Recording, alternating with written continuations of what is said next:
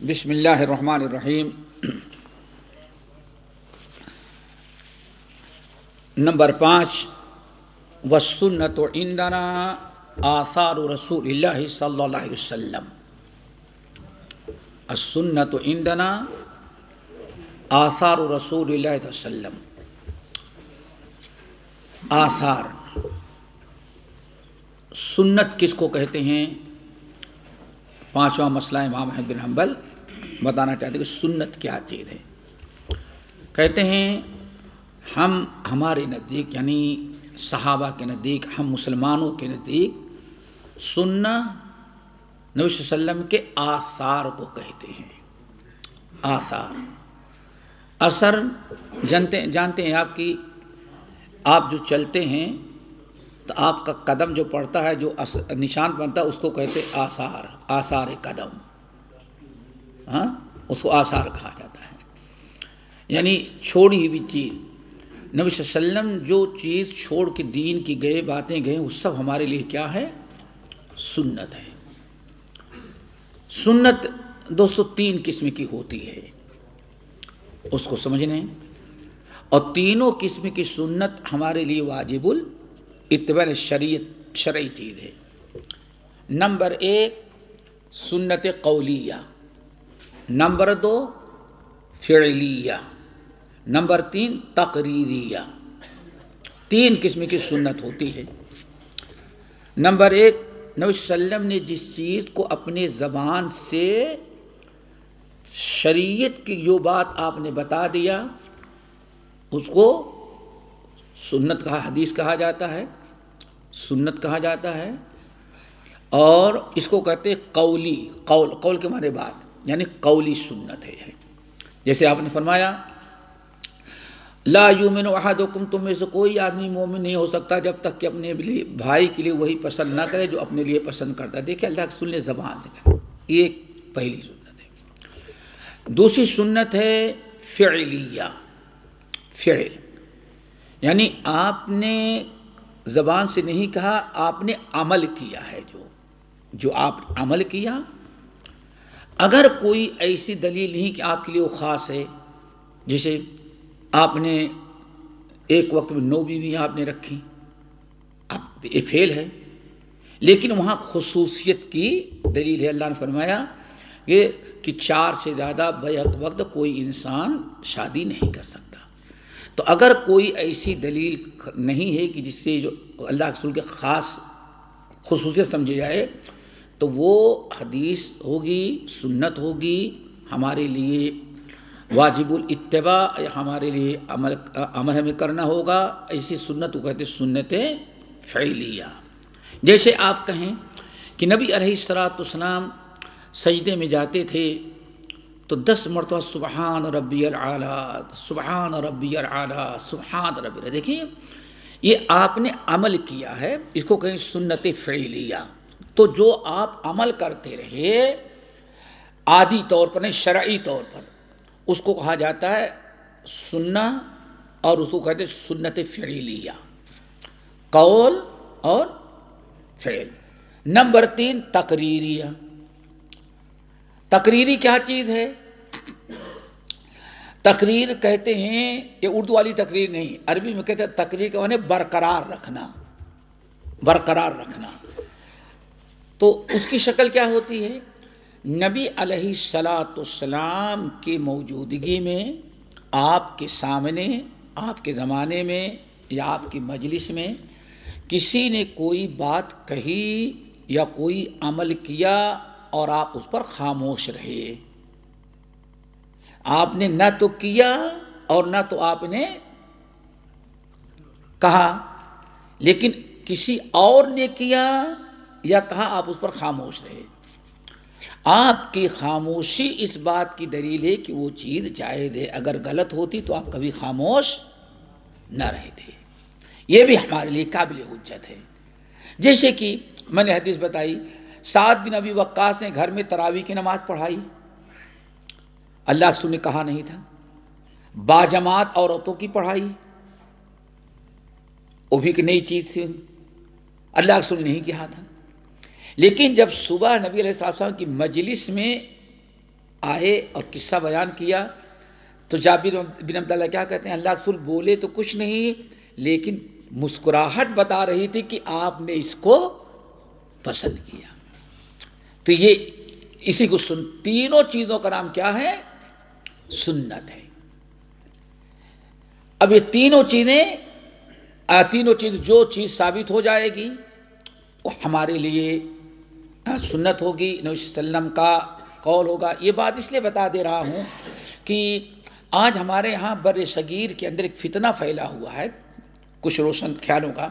ان سے کہیں بھائی اللہ کے رسول نے یہ کیا ہے لیکن کہا تو نہیں ہے، یعنی ان کے نزدیک صرف جو قولی ہے اس کو حجت سمجھتے ہیں، حالانکہ وہ عمل اس پر نہیں کرتے۔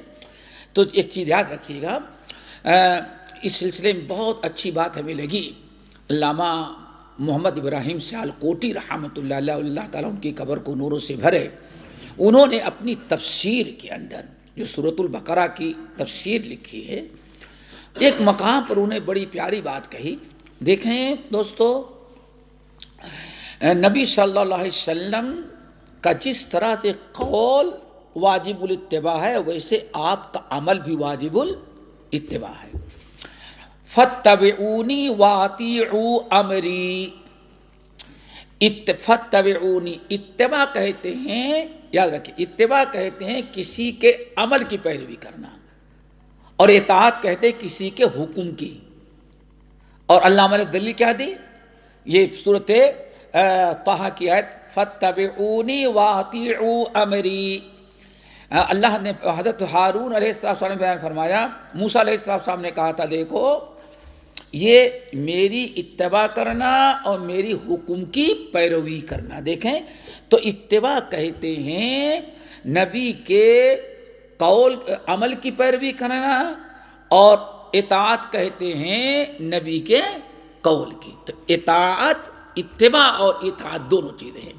بالکل جب میں نے علامہ ابراہیم سیالکوٹی کی تحریر ملی تو بالکل ہمیں وہ صحیح مسلم کی حدیث نظر سے گزری کتاب الایمان کی۔ اللہ کے رسول نے ارشاد فرمایا ہم سے پہلے جتنے انبیاء گزرے ہوئے ہر نبی کے کچھ خاص لوگ ہوتے تھے، یہتدون بہدیہ ویقتدون بامرہ، اس کے عمل کو بھی اپناتے تھے اور اس کے قول کو بھی اپناتے رہے۔ تو دوستو کبھی یہ نہیں کہنا چاہیے اللہ کے رسول نے کیا تو ہے لیکن کہا نہیں ہے، نہیں، آپ کا کرنا ہی اس بات کی ضرورت ہے۔ کیوں اللہ نے آپ کو قل ان کنتم تحبون اللہ فاتبعونی یحببکم اللہ، اور وَإِن تُطِیعُوهُ، اللہ نے نبی صلی اللہ علیہ وسلم کے متعلق دو چیزوں کا حکم دیا دوستو۔ ایک تو حکم دیا ہے کہ نبی کی اتباع کرنا، اور اسی طرح سے حکم دیا نبی کی اطاعت کرنا۔ تو اتباع کہتے ہیں قول کی پیروی کرنا، اور اطاعت کہتے ہیں، اتباع کہتے ہیں فعل کی اطاعت کرنا، اور اطاعت کہتے ہیں قول کی اطاعت کرنا۔ تو دونوں چیزیں ہمارے لیے ضروری ہیں۔ نمبر 6، وَالسُنَّةُ تفسیر القرآن وَهِيَ دلائل القرآن۔ دوستو یہ بہت ہی ضروری چیز ہے۔ آج چونکہ ایک فتنہ ہمارے ہاں شبلی نعمانی کے زمانے سے، سر سید احمد خان کا نام سنا ہوگا، ان کے زمانے سے ایک فتنہ چلا تھا، اللہ تعالیٰ ان کی مغفرت کرے، لیکن بہت مشکل ہے۔ انہوں نے نیچریت کا عقیدہ رکھا اور معجزات کا انکار، اور نعوذ باللہ من ذالک جو احادیث ان کے عقل کے خلاف پڑی اس حدیث کا انکار۔ یہاں سے بر صغیر میں انکار حدیث کا سلسلہ شروع ہوا ہے۔ تو یہ یاد رکھیے گا۔ پھر ان کے بعد ایک دوسرا فتنہ آیا جس میں اور بہت سارے لوگ ہمارے بر صغیر کے، کہ قرآن کو سمجھنے کے لیے صرف عربی زبان کافی ہے، قرآن کو سمجھنے کے لیے حدیث کی کوئی ضرورت نہیں۔ یہی وہ فتنے ہیں جس سے چکڑالوی پیدا ہوا اور پرویزی پیدا ہوا، اور پتہ نہیں کیسے کیسے لوگ ہمارے بر صغیر میں انکار حدیث کا سلسلہ شروع کیا۔ تو یہاں یاد رکھیے گا وَالسُنَّةُ تفسیر القرآن، سنہ قرآن کی تفسیر ہے، سنہ قرآن کی تفسیر ہے۔ نہیں کیا مطلب ہے؟ قرآن نے کہا اقیم الصلاۃ، اتنا ہی کہا ہے نا، اقیم الصلاۃ وارکعوا واسجدوا ہے، وقوموا للہ قانتین۔ اللہ نے سجدے کا حکم دیا، نماز پڑھنے کا حکم تو دیا، لیکن ظہر کی 4 رکعت ہے اور چاروں سری ہوگی، ایک رکعت میں 1 رکوع 2 سجدہ ہوگا، پورے قرآن میں کہیں اس کی تفصیل موجود نہیں ہے۔ وآتوا الزکاۃ ہے، زکوٰۃ دیں، لیکن زکوٰۃ کیش ہے، سونا چاندی، اس کی زکوٰۃ کیسے نکالیں گے، کتنی نکالیں گے، کب نکالیں گے، کیا حساب ہوگا؟ پھر آپ کے پاس فصل ہے، کھیتی باڑی، اس کی زکوٰۃ کیسے نکالیں گے؟ آپ کے پاس باغات ہیں، ان کی زکوٰۃ کیسے نکالیں گے؟ ایک جانور ہیں آپ کے پاس چرنے والے، اونٹ ہیں، گائے ہیں، بھینس ہیں، بکریاں ہیں، سب پر زکوٰۃ ہے، بشرطے کہ نصاب کو پہنچ جائیں، تو نصاب ہونا چاہیے۔ تو یہ زکوٰۃ کا حکم تو قرآن نے دیا، لیکن اس کو مکمل طریقہ کب نکالیں، کیسے نکالیں، وہ طریقہ قرآن میں کہیں نہیں ہے۔ وہ سب کہاں ملتا ہے؟ حدیث میں۔ تو اس لیے قرآن سننا قرآن کی تفسیر ہے۔ ایک چیز یہاں آپ حضرات یاد رکھیے گا، اللہ تعالیٰ نے عام طور پر ہم لوگ تو کہتے ہیں قرآن نازل ہوا، اللہ تعالیٰ نے دونوں چیزیں نازل کی ہے دوستو، قرآن بھی نازل کیا ہے اور حدیث بھی۔ سورۃ النساء کی آیت نمبر 113 ہے، وَأَنزَلَ اللَّهُ عَلَيْكَ الْكِتَابَ وَالْحِكْمَةَ وَعَلَّمَكَ مَا لَمْ تَكُنْ تَعْلَمْ وَكَانَ فَضْلُ اللَّهِ عَلَيْكَ عَظِيمًا۔ دیکھا آپ نے، اللہ نے 2 چیز، وَأَنزَلَ اللَّهُ عَلَيْكَ الْكِتَابَ وَالْحِكْمَةَ، اللہ نے کتاب آپ اتاری ہے، اور کیا اتاری ہے؟ حکمہ۔ تو اللہ نے ایک چیز نہیں اتاری، 2 چیزیں اتاری ہیں، کتاب بھی نازل کی، حکمہ بھی۔ اور تمام اہل علم کے نزدیک جہاں کتاب کے ساتھ حکمہ آتا ہے وہاں سننا مراد ہوتی ہے۔ اچھا، پھر ان دونوں کے پڑھنے کا ہمیں حکم دیا گیا اور دونوں کے یاد کرنے کا حکم دیا گیا، یہ بڑی اہم چیز یاد رکھیے گا۔ 2 چیزیں اللہ نے اتاری ہیں، وَأَنزَلَ اللَّهُ عَلَيْكَ الْكِتَابَ وَالْحِكْمَةَ، اللہ نے آپ پر کتاب نازل کی ہے اور حکمت سنت اتاری ہے، وَعَلَّمَكَ مَا لَمْ تَكُنْ تَعْلَمْ وَكَانَ فَضْلُ اللَّهِ عَلَيْكَ عَظِيمًا۔ پتہ چلا 2 چیزیں اتاری گئیں، ایک کتاب اور حکمت۔ نمبر 2، دونوں کے ہمیں پڑھنے کا اور دونوں کی یاد کرنے کا حکم دیا گیا۔ سورہ احزاب کی آیت، وَذْكُرْنَ مَا يُتْلَى، اللہ تعالیٰ ازواج مطہرات کو حکم دے رہا ہے، وَذْكُرْنَ مَا يُتْلَى فِي بُيُوتِكُنَّ مِنْ آيَاتِ اللَّهِ وَالْحِكْمَةِ۔ پتہ چلا وَذْكُرْنَ، یاد کرو، نبی صلی اللہ علیہ وسلم کی ازواج کو حکم دیا، اے نبی کی بیوی، تم عام عورت نہیں، گھومتی رہو، جاتی رہو، گھر کے باہر نہیں۔ وَقَرْنَ فِي بُيُوتِكُنَّ، تم کو اپنے گھر میں رہنا ہے، تمہاری بڑی ذمہ داری ہے، صرف چولہا ہانڈی تمہاری ذمہ داری نہیں ہے۔ وَذْكُرْنَ مَا يُتْلَى فِي بُيُوتِكُنَّ مِنْ آيَاتِ اللَّهِ وَالْحِكْمَةِ، اب جو قرآن اور حدیث تمہارے ہاں نازل کی جاتی ہے، نبی تم کو بتاتے، ان کو یاد کرنا تمہارا کام ہے۔ پتہ چلا دوستو، جس طرح قرآن یاد کیا جاتا ہے ایسے حدیث کو بھی یاد کرنے کا حکم ہو رہا ہے۔ 2 چیزیں ہو گئی۔ نمبر 3، پیارے نبی نے ساری زندگی صرف قرآن نہیں سکھلایا ہے، قرآن کے ساتھ کیا سکھلایا ہے؟ حدیث۔ هو الذی بعث فی الامیین رسولا منہم یتلو علیہم آیات ویزکیہم ویعلمہم الکتاب والحکمہ، ہمارے نبی تم کو کتاب بھی پڑھ سکھلاتے ہیں، والحکمہ، اور حکمت حدیث بھی سکھلاتے ہیں۔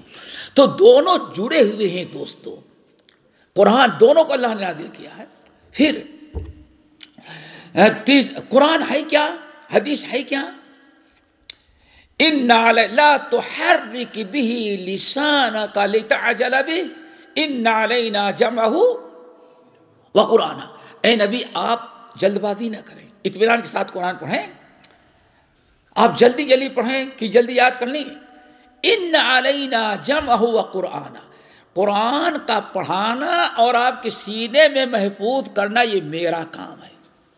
اللہ تعالیٰ اِنَّ عَلَيْنَا جمعہ و قرآن، اللہ تعالیٰ فرماتے ہیں آپ کے سینے میں قرآن کا جمع کرنا اور اس کا زبان سے پڑھوانا کس کا کام ہے؟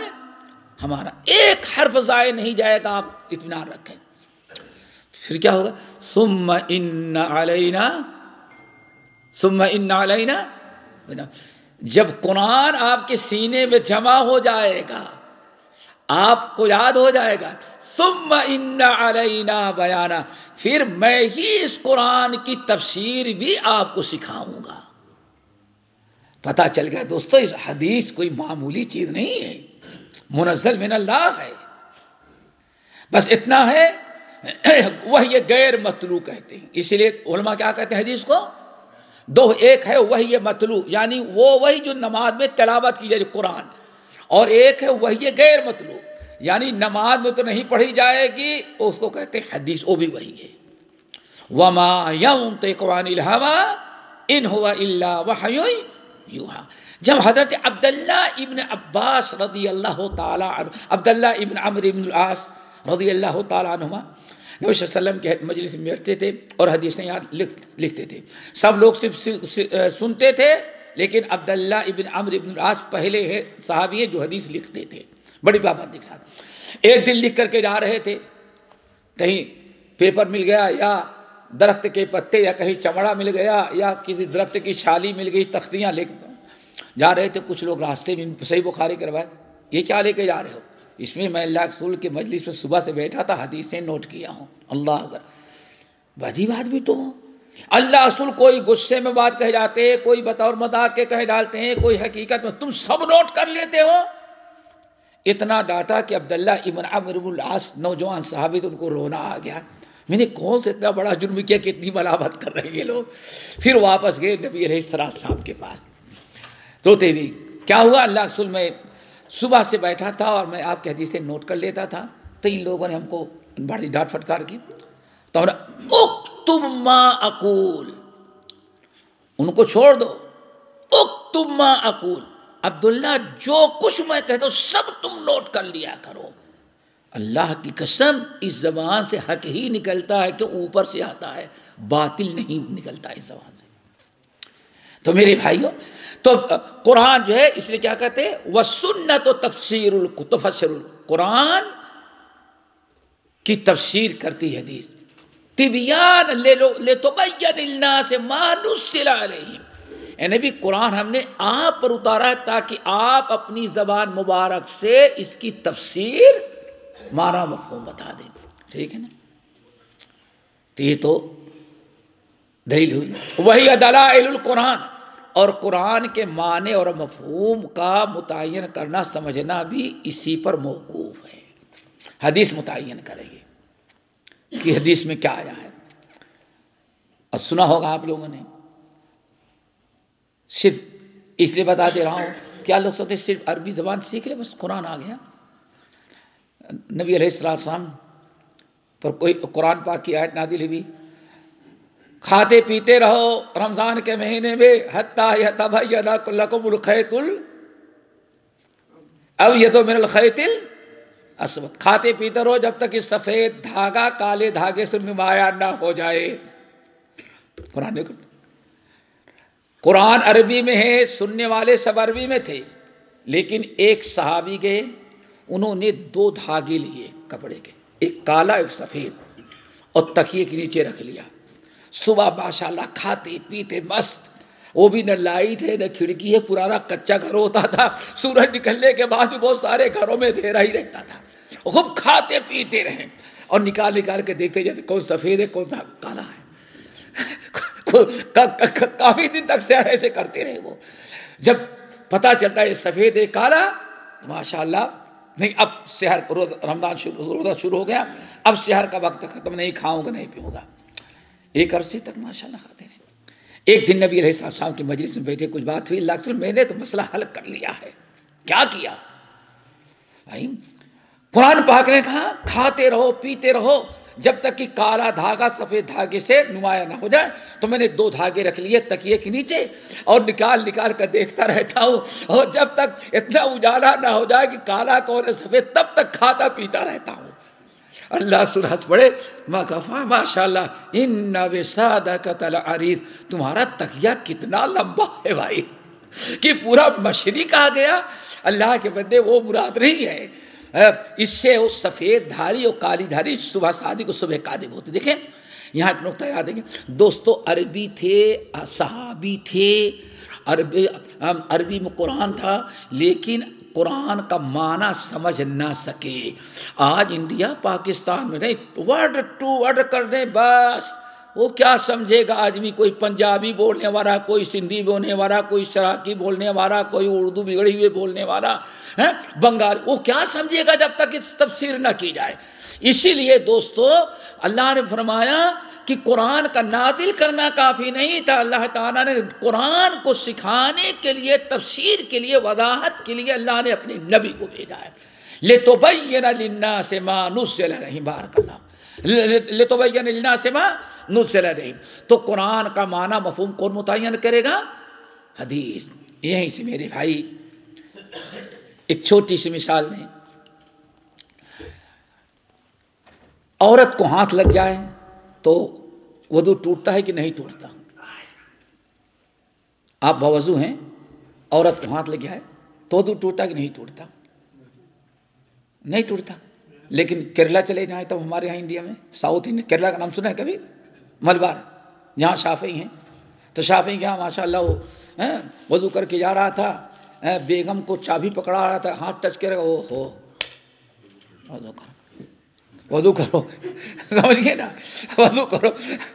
ہمارے پنجابی بھائی تھے، سمجھ گئے نا، پنجابی بھائی تھے، وہ کو تبلیغ، جو ہر جمعرات کو تبلیغ میں جاتے تھے، وہ طرح کچھ ہمارے یہاں آنے لگے، اور بیوی ذرا پڑھی لکھی تھوڑی تھے، سمجھ گئے نا، تو وہاں گئے ماشاءاللہ۔ تو بھائی جو حنفی ہیں یہاں بیٹھے ہیں، ان کی تعلیموں کی، جو شافعی ہیں وہاں بیٹھے ہیں، وہ پنجابی بیچارہ کبھی حنفی شافعی نہیں جانتا، تو وہاں ہوتے نہیں، وہ غلطی سے بیٹھ گیا کس کی جماعت میں؟ شافعی کے۔ اب جو شافعی تبلیغی تھا وہ وضو نواب کے دے وضو بتانا لگا کہ نہ وضو اس سے ٹوٹتا ہے، اور بیوی کو ہاتھ لگا جب بھی ٹوٹ جاتا ہے۔ اب پنجابی کہتا اللہ تیرا شکر ہے، آج تک کتنا گناہ کیا تھا، آج مسئلہ معلوم ہوا ہمیں، آج بڑا مسئلہ معلوم ہوا۔ کیا ہوا؟ وضو ٹوٹ جاتا ہے۔ اب آئے، اللہ والد تھے بیچارے، بیوی بچے نہیں ہوئے تھے، میاں بھی تو ایک ہی برتن میں وہ سالن لے کے، اچھا کیوں وضو کر کے کھانا اتنا ثواب ہے، بغیر وضو کھانا اتنا نہ، سب کچھ ہے، وضو کر کے بچایا کھانا کھانے کے لیے۔ اب سالن پلیٹ پیالہ ایک ہی ہے، روٹی ہے کیا، سالن اور بوٹی کیا، اب بیوی وہ ہاتھ ڈال رہی ہے تو ان کا ہاتھ ٹچ ہو گیا، یہ ڈالے اس کا ٹچ ہو گیا، لقمہ وہیں چھوڑ گئے، وضو کرنے کے لیے گئے، وضو کرنے کے لیے گئے، پھر لوٹ کے آئے، تھوڑی دیر میں پھر ٹچ ہو گیا، پھر وضو کرنے کے لیے۔ اب بیوی بیچاری پریشان، وہ جب تبلیغی جماعت میں کلو والوں نے کیا سکھا دیا، اس کا وضو ہی نہیں رک رہا، کتنا گیس پاس ہو رہی ہے، اس کا وضو نہیں رک رہا ہے۔ تقریباً 8-10 مرتبہ ایسے پریشان ہوا، آخرکار بیوی کیا ہو گیا، کیا تم نے سیکھا، پیٹ میں خرابی ہے، کیوں اتنی گیس نکلی، کیوں وضو ٹوٹ رہا ہے؟ کہا نہیں آج مسئلہ معلوم ہوا۔ کہا کیا معلوم ہوا؟ کہا بیوی کو ہاتھ لگ جا رہے تو وضو ٹوٹ جاتا ہے۔ اب بیوی کہتی اللہ آپ مجھ کو اتنا نجس و ناپاک بنائے کہ شوہر کا ہاتھ لگ جائے تو اس کا وضو ٹوٹ جائے، رات کسی بھی صورت سے گزارے، صبح ہمارے پاس آئے تو میں نے بتایا کہ بھائی مسئلہ یہ کہاں سیکھا، کہاں وہاں، تو مسٹیک ان سے کیا ہوئی، حنفی ادھر بیٹھ جائیں سیکھنے کے لیے تعلیم کے لیے اور شافعی ادھر، تو غلطی سے بیچارہ شافعی میں چلا گیا۔ تو اب دیکھیں کتنا بڑا مسئلہ ہے، لیکن اس کا فیصلہ کیا کرے گے؟ حدیث کی طرف رجوع کر لیے سارا فیصلہ ختم ہوئی۔ کیوں؟ نبی صلی اللہ علیہ وسلم نمبر 1 کیسے دیکھیں، دونوں اشکال ہے، اولا مستم النساء قرآن کی آیت ہے، یا کہ عورت کو تم نے چھو لیا، اب کچھ لوگوں نے چھو لینے کے بعد کہا ہاتھ ٹچ ہو جانا، اور کچھ نے کہا نہیں وہ خصوصی تعلق قائم کرنا ہے، بستری کرنا ہے۔ اب لمس کے معنی چھونا ہے، اولا مستم النساء، اب فیصلہ کیا کرے گا؟ دونوں اشکال ہے۔ اب اگر حدیث پر انسان عمل کرے فیصلہ ہو جائے گا۔ کیوں؟ نمبر 1 حضرت عروہ کھڑے ہوئے ہیں، حضرت عروہ حضرت عائشہ رضی اللہ تعالیٰ عنہ کی شاگرد تھے، حدیث پڑھے، ام المومنین عائشہ رضی اللہ تعالیٰ حدیث بیان کر دی کہ نبی صلی اللہ علیہ وسلم قبل بعض ازواج نبی صلی اللہ علیہ وسلم، نبی علیہ السلام اپنی بعد بیوی کو بوسہ دیے، اور نماز جا کر کے پڑھا دیے، یعنی تو انہوں نے کہا اچھا بعد بیوی کو بوسہ دیے اور جا کے نماز، انہی اللہ اتنی محبوب بیوی تو آپ ہی اللہ رسول کی تھی، کوئی اور نہیں ہوگی۔ حضرت اس کے بیوقوف گئی، خالہ تھی نا، ایسے نام ڈانٹا تھا۔ اب دیکھیں یہاں لازمی چیز ہے، نبی صلی اللہ علیہ وسلم نے بوسہ دیا اور جا کر کے نماز پڑھا دی۔ اگر آیت کا معنی وہ ہوتا کہ ٹچ ہو جائے تو اللہ کے رسول کو وضو کرنا تھا، لیکن وضو نہیں کیا۔ نمبر 2 صحیح بخاری کی روایت، کمرہ تنگ تھا، نبی علیہ السلام رات کو تہجد کی نماز پڑھتے تھے، حضرت عائشہ لیٹی رہتی تھی، اور جب آپ کو سجدہ کرنا ہوتا تو نبی علیہ السلام نماز کی حالت میں حضرت عائشہ کے ایسے ٹچ کر دیتے پیر کو، حضرت عائشہ پیر سمیٹ لیتی اور اب تہجد کی نماز پڑھ لیتے۔ یہ 2 حدیث، اگر انسان کسی آیت کے معنی میں، آیت 2 معنی کا احتمال رکھتی ہے، 3 معنی کا احتمال رکھتی ہے، حدیث کی طرف رجوع کر لیں تو حدیث بتا دیتی کہ ہاں یہاں معنی کیا ہے۔ معنی کا مطلب ہے اولا مسم النساء ہم بستری ہے، نہ کہ عام طور پر ٹچ کر لینا۔ تو دوستو اس لیے بتایا احمد بن حنبل نے وسنت تفسیر القرآن وہی دلائل القرآن، قرآن کے معنی کی رہنمائی، دلیل کے معنی رہنمائی، قرآن کے معنی کی رہنمائی کرتا ہے قرآن، کرتی حدیث، کس کا معنی یہ ہے یہ نہیں ہے۔ آگے بات سمجھیں۔ نمبر میرے بھائیوں، نمبر 7 بڑا اہم ہے، وَلَيْسَ فِي السُّنَّةِ قِيَاسٌ۔ اللہ تعالیٰ سب کو توفیق نصیب فرمائے۔ سنت اور حد آ جانے کے بعد قیاس کا معاملہ نہیں ہوگا۔ کیا مطلب ہے؟ 2 ایک معنی تو ہے جب حدیث سامنے آ گئی تو اسی پر عمل کرنا ہے، اگر قیاس کر کے اور مسئلہ نکالو یہ جائز نہیں ہے۔ اب اچھت بات سیدھے قرآن آ گیا، حدیث مسئلہ معلوم ہو گیا، فوری طور پر اس کو آپ قبول کر لیں۔ سنت میں قیاس نہیں ہے۔ نمبر 2 ایک عقلیت پرست، جیسے میں نے کہا سر سید احمد خان نے یہ فتنہ شروع کیا، حدیث کو عقل کی کسوٹی پر کسنا، یہیں بھٹکے ہیں لوگ، یہیں بھٹکے ہیں۔ حدیث کو عقل پر نہ کسے، ہماری عقل میں نہیں آتی، اور آج کیا لاجک، ٹھیک ہے حدیث اس کا لاجک کیا ہے؟ میرے بھائی لاجک سب بات کی چیزیں پہلے اللہ کے رسول سمجھنا ماننا، اللہ کے رسول جو باتیں وہی سے بتا رہے ہیں، ہو سکتا ہے کہ آپ کے لاجک وہاں تک پہنچ نہ سکتی ہو۔ ذرا دیکھیں نبی علیہ السلام ارشاد فرمایا تھا طہور اناء احدکم اذا ولغ فیہ الکلب، اگر کسی کے منہ میں، کسی کے برتن میں کھانے پینے کے کتا منہ ڈال دے، چاٹ لے، تو اس کو 7 مرتبہ دھلنا، 1 مرتبہ مٹی سے دھلنا، مٹی سے دھلنا۔ بھائی اس کے اندر کیا لاجک ہے، کیا ضرورت ہے؟ اللہ بہتر جانتے ہیں، اللہ کرنے وہ اوپر والے کے حکم سے بات کرتے ہیں۔ آخر کار ایک بہت زمانے کے بعد سائنس نے کیا کہتے ہیں وہ بتایا کہ کتے کے لعاب میں ایسے جراثیم ہوتے ہیں کہ اگر وہ کہیں چاٹ لے تو سب سے آسان ان جراثیم کو مٹانے والی طاقت اللہ نے مٹی میں رکھی ہے۔ کتنے دن کے بعد، اسی لیے آپ کے پڑوسی ملک انڈیا کے اندر وہاں کے طبیبوں نے کتا اگر کاٹ لے، ڈس لے، کاٹ لے پاگل کتا، تو اس کے لیے جو انجیکشن آج سے تقریباً 25 سال پہلے تیار کیا تھا، اس میں بہت کچھ مٹی کی سے خاص طور سے مٹی کی ہوتی تھی۔ تو وہ ہو سکتا ہے کہ آگے پتہ چلے، لیکن ہمارا کام ہے وہاں عقل نہ لڑائے، قیاس نہ دوڑائیں، فوری طور پر اس کو قبول کر لیں کہ واقعی ہو سکتا ہے ہمارے سمجھ سے باہر ہو، اس لیے ہمیں اس کو انکار کرنے کی گنجائش نہیں ہے۔ یہی چیز ہے آج ہمارے یہاں اسی سلسلے میں، بھائی کسی کو برا نہ لگے سمجھانے کے لیے، سر سید احمد خان، حمید الدین فراہی، صدر امیر حسن اصلاحی، مولانا ابو العلا مودودی، ان لوگوں کے اندر جو حدیث کے انکار کا جذبہ پیدا ہوا، سب نہیں، ان حدیث کا جو ان کی عقل میں نہ آئی، اصل معیار یہی تھا۔ جو حدیث ان کے عقل میں نہ آئے کہتے ہیں وہ عقل کے خلاف کیسے اللہ رسول بیان فرمائے. بھائی ہماری اور آپ کی عقل میں ہو سکتا ہے فرق ہو تھوڑا سا. اسی لیے کتنی پرانی بات ہے کہا لیس فی القیاس سنت قیاس. حدیث جہاں آ جائے وہاں عقل کا دخل نہ کرو, قیاس اور عقل کی نہ دوڑاؤ, اپنی سائنس اپنی منطق نہ دوڑاؤ. کیوں؟ وہ عام انسان کا فرمان ہے. وہ کس کا فرمان ہے؟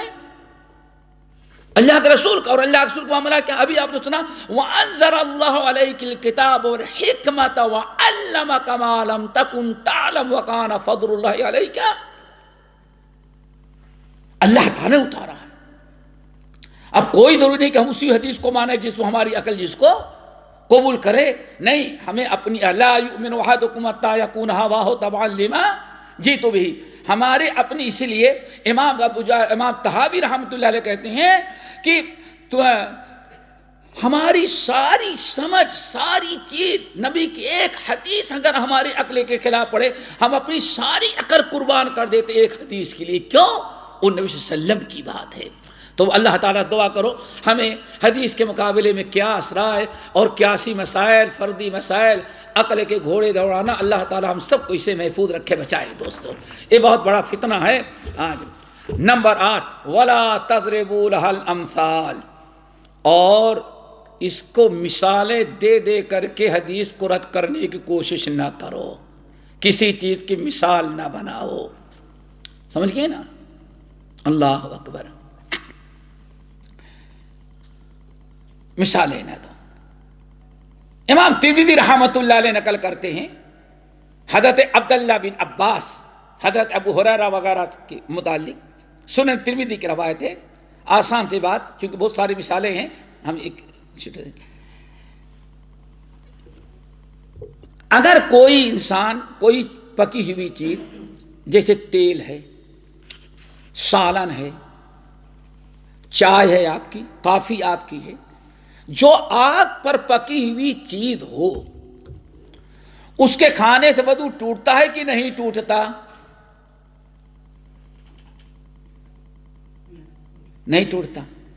اللہ رسول صلی اللہ علیہ وسلم تودعوا مما مست النار, جس چیز کو آگ پر پکی ہوئی ہو اس کے بعد تم وضو کر لیا کرو.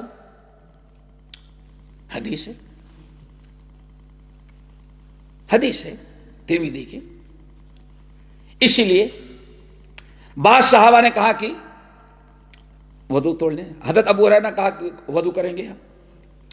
عبداللہ بن عباس رضی اللہ تعالیٰ عنہ کی مجلس میں حضرت ابو ہریرہ رضی اللہ تعالیٰ عنہ یہ حدیث بیان کر دی کہ وضو یہ حدیث ہے. حضرت عبداللہ بن عباس نے کہا کہ اچھا تو اس کا مطلب تم تیل لگاتے ہو, تیل لگانے کے بعد بھی چونکہ تیل والی چیز ہو سکتا ہے آگ پر پگھلائی جائے, اور کیا کہتے ہیں اچھا گرم پانی سے نہا لوگے تب پھر ٹھنڈے پانی سے نہانا پڑے گا. 2-4 مثالیں دی. اللہ اکبر. حضرت ابو ہریرہ بہت غصے میں ہو گئے, لال پیلے.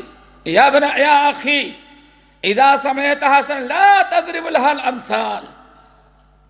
میرے بھتیجے یا میرے بھائی جب حدیث آ جائے تو خبردار اس کو مثالیں دے دے کر کے اس کو رد کرنے اور ٹھکرانے کی کوشش نہیں کرنا. ہوا کیا تو بتایا ہی گیا, تشریح کی گئی کہ اصل میں وضو سے مراد یہاں کلی کرنا. دانتوں میں کوئی چیز پھنسی رہ جائے, آپ نے گوشت کھا لیا, سالن کھا لیا, بریانی کھا لی اور کلی نہ کیوں چلے گئے آپ نماز پڑھنے کے لیے, دانت میں اگر اٹکا ہوا تو ہو سکتا ہے نماز میں پورے نماز آپ کی زبان پورے منہ میں گھومتی رہے گی, ڈسٹرب ہوگا. دانت پھنسا ہوا تکلیف, تو اس لیے بہتر ہے کہ کلی کر لو, ہاتھ دھل لو. ہاتھ آپ نے نہ دھلا, آپ ہاتھ نے نہ دھلا تو چکناہٹ لگی ہوئی ہے تو ہو سکتا ہے بار بار کپڑے میں آپ کو باس آتی رہے. تو اسی لیے حدیث کے اندر آیا دوسری روایت کا ہاذا وضو, یہ میرا وضو ہے. کھانے کے بعد ہاتھ دھلے, ہاتھ دھلنے کے بعد کلی کے فرح ہاذا وضو, یہ میرا وضو. کیا مطلب؟ کھانے کے بعد کا وضو نماز والا وضو نہیں ہے, بلکہ یہ ہاتھ دھل لینا, کلی کر لینا, ہونٹ صاف کر لینا تاکہ چکناہٹ نہ رہ جائے, کوئی چیز پھنسی نہ رہ جائے. دیکھتے دانت میں کوئی چیز پھنس جائے تو انسان کتنی الجھن ہوتی رہتی, بے چینی ہوتی رہتی. ان تمام چیزوں کے خاطر کہا گیا یہ وضو ہے. تو وضو سے مراد کیا تھا؟ یہ دیکھیں کہا خبردار مثال نہیں دینا دوستو. تو میرے بھائی حدیث آ جائے، اب اس کو مثالوں کے ذریعے اس کی چھوٹی سی مثال دیکھیں. آج ہمارے یہاں بغیر وسیلے کے، بغیر واسطے کے دعا کوئی مانگنا بہت بڑا جرم سمجھتا ہے. گھنٹے بھر دعا مانگے گا، یہ دے دے، یہ دے دے، لا یہ دے دے، یہ دے، آخر کہ اللہ فلاں کے طفیل میں. اب آ گئے طفیل میں. پھر پورا شرک ہمارے یہاں جو اولیاء کو اللہ تعالیٰ کے ساتھ شفاعت کے نام پر، شفاعت کے نام پر جو آج ہمارے یہاں شرک رائج ہے. کوئی انسان بغیر کسی، سارا شرک جو ہوتا ہے، چاہے داتا دربار پہ ہو، آپ کے پاک پٹن کا ہو، اجمیر کا ہو، دلی کا ہو، جہاں بھی آپ جائیں سب یہی کہتے ہیں یہ اللہ تو نہیں ہے، لیکن ان کی نظر و نیاز اور ذرا بکرے ذبح کر دیتے، سجدہ کر لیتے، طواف کر لیتے، تو اللہ تعالیٰ تک ہماری بات. ہاں ما نعبدہم الا لیقربونا الی اللہ زلفیٰ، ہم ان کی عبادت نہیں کرتے کہ ہمارے خالق مالک ہیں، یہ تو ہمارے جیسے بندے، لیکن اللہ کے ولی، اللہ نے ان کو اتنا پاور دیا ہے کہ اللہ تعالیٰ سے یہ میری بات منوا لیتے. ہاں اولئک شفاعنا عند اللہ. اور یہاں ایک چیز اور یاد رکھیے گا، کفار مکہ آخرت تو ایمان رکھتے نہیں تھے، آخرت پر ایمان نہیں رکھتے تھے نا، وہ مرنے کے بعد زندہ نہیں کیے جائیں گے. پھر شفاعت سے مراد کیا ہے؟ یہاں اولاد کے لینے دینے کا، دنیاوی چیزوں، دنیاوی مرادیں پوری کرنے میں ہماری شفاعت کر دیتے. اسی شفاعت کے نام پر پورا برصغیر شرک میں ڈوبا ہوا ہے. انسان نماز تو نہیں پڑھ سکتا، لیکن ہفتے میں ایک دن حاضری ضرور دیتا ہے. اللہ اکبر. کیا وجہ ہے؟ کیا مثال دیا؟ ارے صاحب واہ، ایک معمولی سے آفیسر کے پاس جب تک چھوٹے آفیسر کو نہ ملائے وہاں تک آپ نہیں پہنچ سکتے، تو اوپر تک آپ ڈائریکٹ کیسے پہنچ سکتے ہیں؟ دیکھا پورا شرک جو ہے قرآن حدیث پر مثال پیش کرنے کا. میرے خیال سے مثال سمجھ میں آ گئی ہوگی. قرآن و حدیث دین کے بعد جہاں جائیں تسلیم کر لو اس کو، اور مثالیں دے دے کر کے اس کو پیچیدہ نہ بناؤ. اور آج پورا شرک یہی کہیں گے بھائی ہم کہاں اور وہ کہاں، ہمارے اندر اتنا کہاں کہ ہم ان کی وہاں تک پہنچ سکیں، اتنے گنہگار. حالانکہ ایک مرتبہ ہندوستان میں ایک جگہ گئے تھے، تو جہاں پروگرام تھا سے خواجہ کالونی، خواجہ کالونی بڑی مشہور جگہ بر صغیر کی. ایک ولی گزرے ہوئے جن کی 1.5 میٹر کی چوٹی تھی، شاید وہی ہے، گیسو دراز نام سنا ہوگا، گیسو دراز. وہاں گئے تو وہاں لوگوں نے کیس کر دیا ہمارے اوپر کہ پروگرام نہ ہونے وہاں بھی آیا ہوا ہے.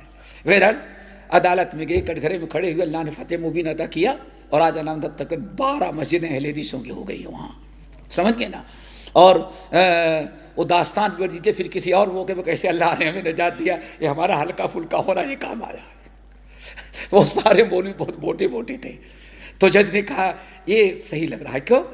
اللہ والا ہے، کھاتا کم ہے، دبلا پتلا ہے، اور تم لوگ جھوٹے ہو. کیوں؟ تم لوگ اللہ کو نہیں مانتے، کھاتے رہتا ہو. سمجھ گئے نا. تو یہ سچا ہے. اسی نقطے پر اس نے ہمیں ہمارے حق میں فیصلہ کیا، ورنہ بہت خطرناک مسئلہ تھا. تو دیکھیں کہ میں نے ایک مثال دیا، ذرا سوچو کہ ہاں اولئک شفاعنا عند اللہ، یہ ہمارے سفارشی ہیں. کیسے کہا جا سکتا ہے کہ ان کو ان سے جوڑ دیا جائے، ان سے مثال دی جائے؟ ابلیس کی میں نے مثال دی. ابلیس سے برا کائنات میں کوئی ہے میرے بھائی؟ کیا خیال ہے حافظ صاحب؟ شیخ آپ کا کیا خیال ہے؟ ابلیس سے برا کوئی ہوگا؟ لیکن ابلیس نے کہا فَانذِرْنِي إِلَىٰ يَوْمِ يُبْعَثُونَ، اللہ تعالیٰ قیامت تک کے لیے مہلت دے دے. اللہ نے فَإِنَّكَ مِنَ الْمُنذَرِينَ، جا میں نے دے دے. میں نے کہا یارو ابلیس کے دعا تو بغیر وسیلے کے اللہ قبول کر لے، تمہاری دعا بغیر وسیلے کے اللہ قبول نہیں کرے گا.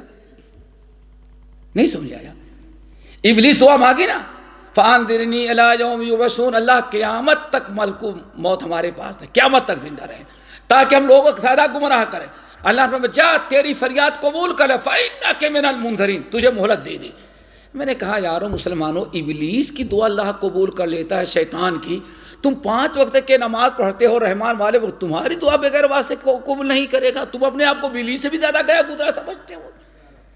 تو اللہ صرف نے خبردار مثال نہیں پیش کرو۔ نمبر 9، لا تدرک بالعقول ولا الاہواء، حدیث کا معنی اور مفہوم یہ نہ تو عقل کے معیار پر پرکھا جائے گا، حدیث ہے، حدیث پر صحابہ نے عمل کیا، سلف نے کیسے عمل کیا، شراح احادیث نے کیا کہا، وہ سمجھا جائے گا۔ سب کو ہٹا کر کے اپنی عقل کے ذریعے کوئی انسان حدیث سمجھنا چاہے بغیر علم کے، تو اللہ کے امام احمد بن حنبل کہتے ہیں یہاں عقل والوں کی عقل تسلیم نہیں کی جائے گی۔ اگر آپ حدیث پڑھتے ہیں، حدیث آپ کے سمجھ میں نہیں آ رہا ہے، تو اللہ نے فرمایا فاسألوا اہل الذکر ان کنتم، بھائی اگر تمہارے سمجھ میں نہیں آ رہا ہے پوچھ لو۔ تعجب کریں، یہ اتنا بڑا محدث شیخ القول میاں نذیر حسین کا خاص تلمید، جس نے سنن ابی داؤد کی شرح لکھنا شروع کیا، اگر پوری ہو گئی تو 32 جلدوں میں سنن ابی داؤد کی شرح لکھ رہے تھے وہ علامہ شمس الحق عظیم آبادی رحمۃ اللہ علیہ۔ یہ جب سنن ابی داؤد کی شرح لکھنے لگے تو ایک حدیث میں ایک جگہ اٹک گئی ہے، اللہ اکبر وفوق کل ذی علم علیم، ایک جملہ تھا حدیث کا، ان کے سمجھ میں نہیں آ رہا تھا۔ تقسیم کے پہلے جہاں جہاں ان کو بر صغیر میں علماء ملے، ہر ایک کے پاس لیٹر لکھا بھائی اس حدیث کا معنی ہمیں سمجھ نہیں آ رہا ہے۔ کیوں؟ پورے ہندوستان متحدہ ہند کے علماء کے پاس لیٹر لکھ، کیوں؟ اللہ نے فرمایا فاسألوا اہل الذکر ان کنتم، تمہارے بات سمجھ میں نہیں آ رہی ہے تو کسی اور سے پوچھ، علم والے سے پوچھ۔ پوچھتے رہے یہاں تک کہ مولانا عبدالعزیز رحیم آبادی بیٹھے اور پیش کیا، اور لمحے بھر میں اس بار حدیث کا معنی بتا دیا۔ اتنے بڑے محدث نے نوٹ کیا، کہا یہ معنی اس حدیث کا ہمارے فلاں ساتھی عالم نے بیان کیا ہے۔ تو دوستو وہاں عقل کی نظر آیا کہ آیا یہ حدیث عقل کے مطابق ہے کہ نہیں، عقل قبول کرتی ہے کہ نہیں کرتی، عقل میں آتی نہیں سوچا۔ اس کو کیا کرنا چاہیے؟ ہمیں چاہیے کہ اس کو ہمارے سمجھ میں نہیں آتی تو محدثین علماء کی طرف رجوع کریں اور اس کو آپ قبول کریں، اور اسی طرح سے نفس پرستی بھی نہیں ہونا چاہیے، نفس پرستی نہیں ہونا چاہیے۔ سنا ہوگا، سنیں، اب تو الحمدللہ آپ لوگ کسی اور زمانے میں شاید شیخ جانتے ہوں کہ بچپنے میں جب لوگ داڑھی نکالنے لگے صاف کرنے کہتے قرآن میں ہے کلا سوفا، کلا سوفا کی صاف کرو، کلا سوفا، یعنی اس کو صاف دیکھو قرآن میں لکھا ہوا ہے۔ ابھی ایک نیا واقعہ بتائیں آپ کو، ایک شخص پشاور میں آ کر کے، عربی ہے جا کے آباد تھا، جب وہ افغان جہاد چل رہا تھا تو ہی اس نے شادی بھی کر لی، پشاور میں شادی کر لی۔ ابھی تازہ واقعہ بتاتے ہیں آج کیسے عقل پرستی کی جاتی ہے اور قرآن و حدیث کو اپنے مرضی کے مطابق ڈالا جاتا ہے۔ وہ بیچارہ حالات وہاں خراب ہوئے، پھر پاکستان سے کچھ سختی ہوئی تو چلا آیا، آج امارات میں وہ کام کرتا ہے۔ تو ابھی ملا تو کہنے لگا اس کی ساتھ بیوی وہاں کی ہے، بچوں کے ننیال وہاں کا ہے تو وہاں رہتا تھا، بیوی وہاں کی ہے، تو ذرا سے وہ اردو بھی سمجھ لیتا ہے۔ بہرحال کوئی مولوی صاحب یہاں سے گئے تھے ماشاءاللہ ہمارے شیخ کی طرح، تو وہاں کہا بھائی نسوار کھانا غلط ہے۔ اب ان کے علاقے میں نسوار کو کوئی حرام کر دے، اتنا بڑا ظالم کون ہوگا؟ نسوار سمجھتے ہیں آپ لوگ؟ نسوار حرام ہے۔ اب مولوی صاحب گئے تو فتویٰ دے کے آ گئے، کچھ لوگ مانے کچھ لوگ نہیں مانے۔ اب خطیب جو ہیں وہ سب سے زیادہ نسوار استعمال کرتے ہیں امام صاحب۔ مشکل یہ ہے بات ان پر اڑی نہیں، قرآن کے اندر ہے۔ اتفاقاً یہ بیچارہ سسرال گیا تھا جمعہ پڑھنے کے لیے، ان کے پیچھے چلا گیا تو مولوی صاحب چڑھے ہوئے تھے شیخ، اور انہوں نے شروع کر دیا نئے مولوی نئے فتویٰ دیتے، کہتے نسوار حرام، نسوار کہاں تذکرہ؟ اللہ کی قسم قرآن میں نسوار لکھا ہوا ہے۔ اللہ اکبر، ذرا سوچو اب کہاں نسوار لکھا ہوا ہے؟ لیست الیہود ولن ترضی عنک الیہود ولا النصارى، دیکھو نسوار ہے نہیں، نصارہ کا ترجمہ اس نے منبر پہ کیا کیا؟ اللہ اکبر۔ اسی لیے کتنے پہلے امام احمد بن حنبل کہتے خبردار ولا الاہوا، نفس پرست جو ہوگی، نفس پرست اب جب حدیث کی شرح کرے، حدیث کا معنی بتائے، تو وہ حدیث کو توڑ مڑوڑ کر کے اپنے مطلب کی بات، اپنے مطلب، حدیث کا مفہوم نہیں، وہ اپنا مفہوم متعین کرے گا اور لوگوں کو عربی بتائے کہ یہ دیکھو یہ، تو اسے کہا کہ خبردار، نہ تو عقل لڑائی جائے گی اور نہ تو نفس پرست۔ کیوں؟ نفس پرست ہمیشہ حدیث اور قرآن کو خود تو بدلتے نہیں، قرآن کو بدل دینے کی مقدار انہوں اپنے بدعات کو ثابت کرنے کے لیے اس طرح گھیر کر کے لائیں گے، اس لیے اس سے بچنا چاہیے۔ اللہ اکبر۔ نمبر 10،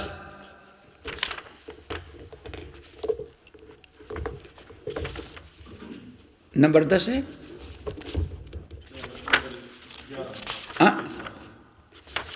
نمبر نہیں، نمبر 10 ہوگا نا، ہاں نمبر 10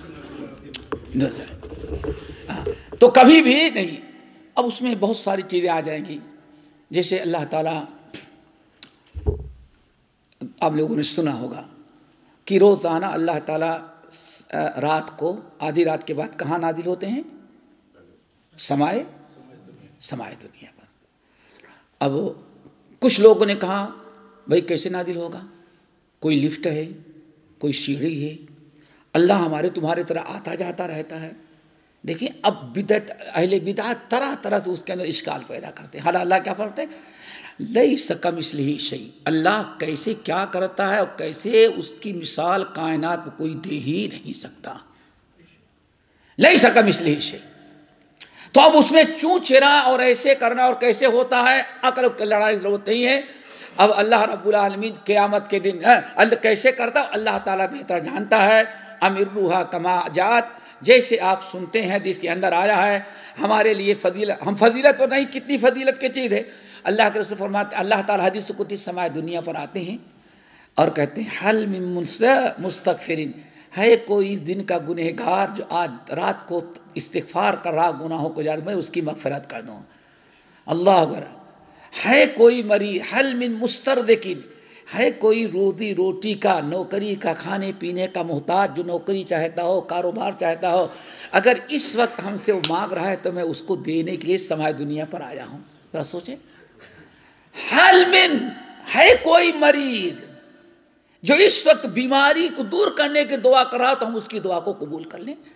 ہمیں اس پر نگاہ رکھنے کے بجائے شیطان نے کہا پہلے یہ سوچو آتا کیسے ہے، اب آتا کیسے تو اللہ بہتر جانتا ہے کیسے آتا، ہم لوگ اس کے بارے میں کچھ نہیں کہہ سکتے ہیں۔ نمبر 10 ومن السنت، نمبر 10 یہ ہے کہ جو چیزیں ضروری ہیں جن پر ایمان رکھنا، جس کے انکار کر دینے سے انسان کفر تک پہنچ جاتا ہے، وہ بھی دوستو تقدیر پر ایمان رکھنا ہے۔ کس پر؟ آمنت ان تؤمن باللہ وملائکتہ والقدر خیرہ وشرہ، تقدیر پر ایمان رکھنا۔ اب تقدیر کے معاملے میں الجھنا، مباحثہ کرنا، بحث کرنا، اللہ کے رسول نے اس سے منع کیا ہے۔ اور بعض روایات سے پتہ چلا جتنی امتیں ہلاک ہوئی ہیں، برائیاں کرنے لگی ہیں، سب سے پہلے انہوں نے تقدیر کے مسئلے میں خرابی پیدا کی۔ جہاں تقدیر کے مسئلے میں الجھے اس کے بعد سے گمراہ ہوتے ہوتے یہاں تک وہ اسلام ہی سے نکل گئے۔ تو امام احمد بن حنبل رحمۃ اللہ نے کہتے ہیں وہ سنت سے ثابت شدہ مسائل اور عقیدہ جس کے انکار، جس میں شکوک و شبہات کے بنا پر انسان اسلام سے خارج ہو جاتا ہے، ان میں ایک بہت بڑی چیز کیا ہے؟ ایمان بالقدر ہے، تقدیر پر ایمان رکھنا۔ نبی صلی اللہ علیہ وسلم نے ارشاد فرمایا کہ اے لوگو، یہ احد پہاڑ کے برابر بھی اگر کوئی سونا صدقہ کر جائے تو اللہ تعالیٰ اس وقت تک قبول نہیں کرے گا جب تک کہ وہ انسان تقدیر پر ایمان نہ رکھے۔ اور تقدیر پر ایمان دوستو مضبوط ہو جائے تو ہمارے لیے بہت ورد بما قسم اللہ لک تکن اغنی الناس، اپنے تقدیر پر ایمان رکھو تو اللہ تعالیٰ تم کو بہت بے نیاز بنا دے گا اور ساری مشکلات، تمہاری پریشانیاں جو ہیں وہ دور ہو جائیں گی۔ اللہ تعالیٰ سے دعا کرو ہم سب کا ایمان بالقدر جو ہے وہ مضبوط بنائے۔ دوستو راضی بقضا ہو تو الہی کا مدد دیکھ، دنیا ہی میں بیٹھے جنت کی فضا دیکھ۔ اگر ہم تقدیر پر راضی ہوں تو ہمیں یاد ہے جس زمانے میں محمد مدینہ یونیورسٹی میں پڑھنے کے لیے گئے تو مدینے میں ایک آگ لگ گئی. ہمارے استاد تھے بتاتے تھے چشمدید واقعہ. کہتے لے میں یونیورسٹی سے گیا تو وہاں ہنگامہ دیکھا. گلی کے اندر ایک پرانا مکان تھا, آگ لگی اور پورے گھر کے افراد اس میں جل گئے. بیوی, سارے بچے بچیاں, کوئی نہ بھاگ سکا.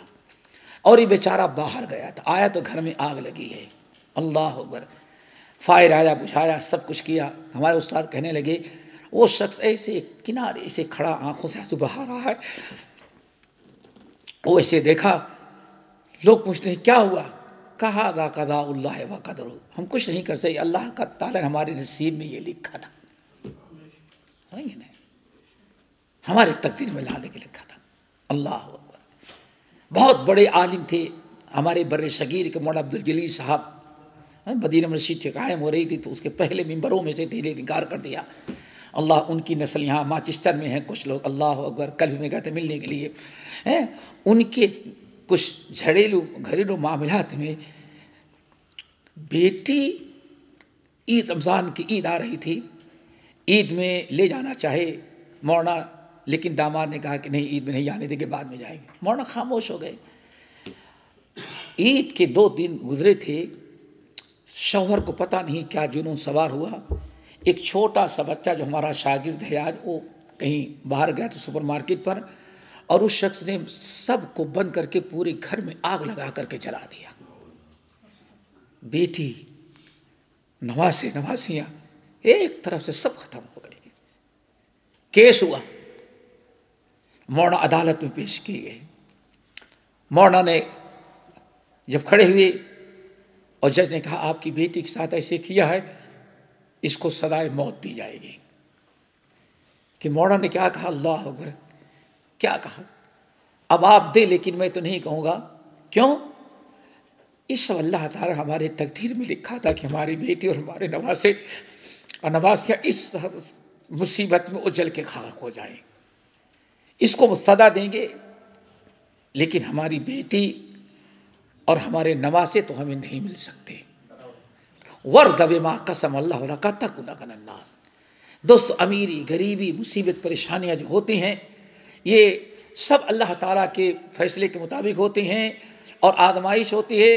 اللہ رسول نے ارشاد فرمایا فمن رضی, آزمائش میں اللہ تعالیٰ کے فیصلے پر, تقدیر پر جو خوش رہا, دنیا تو ملتی ہے سب سے بڑی دولت ہے کہ اللہ اس سے راضی ہو جاتے ہیں. اللہ اس سے فمن رضی فلہ الرضا. اور جو تقدیر پر راضی نہیں رہتا, شکوہ شکایت کرتا ہے, ومن سخط, اور جو ناراض ہوتا ہے, غصہ شکوہ شکایت کرتا ہے, تو اللہ بھی اس سے ناراض ہو جاتا ہے. اللہ تعالی ہم سب کو ایمان بالقدر مضبوطی سے اسے اپنانے کے توفیق نصیب فرمائے. نمبر 11 دوستو, ومن لم يعرف تفسیر الحدیث ويبلغه عقله فقد كفي ذلك وأحكم له فعليه الإيمان به والتسليم له. اس کی بات گزر چکی ہے. جب بھی کوئی قرآن کی آیت آئے, ہمارا وصول ہے, حدیث آئے, اگر آپ کے سمجھ میں نہ آ رہی ہو, آپ اس کا معنی مفہوم نہ سمجھ میں آ رہے ہوں, آپ کے لیے کوئی مشکل ہے, تو آپ انکار نہ کریں, بلکہ اس پر کہیں کہ بھائی ہمارے سمجھ میں نہیں ہے تو حق, لیکن میرے سمجھ میں نہیں آ رہا کہ اس کا معنی اور مفہوم کیا ہے. نہ اس پر اعتراض کریں, نہ انکار کریں, بلکہ اس کو قبول کرنے اور اپنے سے بڑے کسی عالم کا انتظار کریں کہ اس سے مل جائے تو اس سے مسئلہ ہم پوچھ لیں گے. نمبر 12, اللہ اکبر, حدیث الصادق المصدوق. یعنی بچہ جب ماں کے پیٹ میں رہتا ہے تو 4 چیزیں لکھ لی جاتی ہیں, وہی نصیب کیا, اللہ اس کا زندگی کتنی ہوگی, اور کیا کہتے ہیں کتنا اس کا رزق کہاں سے آئے گا, کیا آئے گا, سب چیزیں لکھی جاتی ہیں.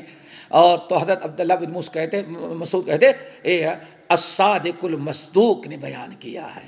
تو امام احمد بن حنبل رحمۃ اللہ کہتے ہیں اس قسم کی باتیں جب آئیں تو عبداللہ بن مسعود کی طرح ہمیں ایمان رکھنا چاہیے کہ گرچہ ہماری عقل قبول نہیں کر رہی ہے تو ہمیں اپنے عقل کا علاج کرنا پڑے گا, ورنہ فرمان تو کس کا, الصادق اور مصدوق کے. وہ جو سب سے سچا وہ ہے, اور اللہ تعالیٰ نے بھی ان کی ان کو سچا قرار دیا ہے. اس لیے اللہ تعالی ہمیں ان تمام چیزوں سے محفوظ رکھے.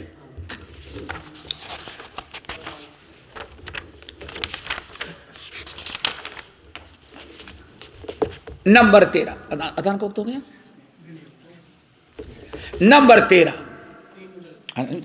نمبر 13 دوستو دعا کرو ہم سب کو نصیب ہو، لیکن کب نصیب ہوگا جب ایمان رکھیں گے.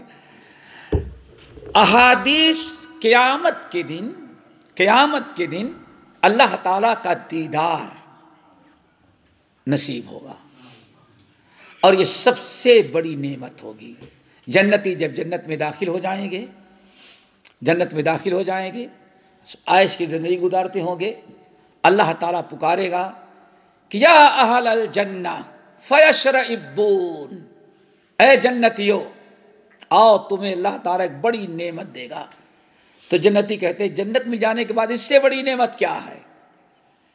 نہیں، آؤ جب سب اکٹھا ہوں گے تو اللہ تعالیٰ اپنا دیدار کرائے گا، اور جب دیدار کرے گی تو سارے جنتی کہے گی کہ اگر یہ نعمت نہ ملی ہوتی تو جنت بھی بے مزہ ہو جاتی. بہت بڑی نعمت ہے. وجوہ یومئذ ناظرہ، کتنے چہرے ہوں گے جو الی ربہ ناظرہ، اپنے رب کو دیکھتے ہوں گے. دعا کرو یہ آنکھیں اور ہمیں آپ سب کو اللہ تعالیٰ جنت میں دیدار نصیب فرمائے. اب یہ دیدار نصیب ہوگا، حدیث متواتر ہیں، بہت ساری حدیثیں ہیں، لیکن جو معتزلہ گزرے، جو باطل فرقے نکلے اہل بدعت، وہ کیسے دیدار ہوگا؟ اللہ کو کیسے دیکھ سکتے ہیں ہم؟ 50 یعنی منطق فلسفے میں آ کر کے 50 سوال کرتے ہیں، عقل پڑھتے ہیں، بھائی اللہ کو کیسے دیکھ سکتے ہیں؟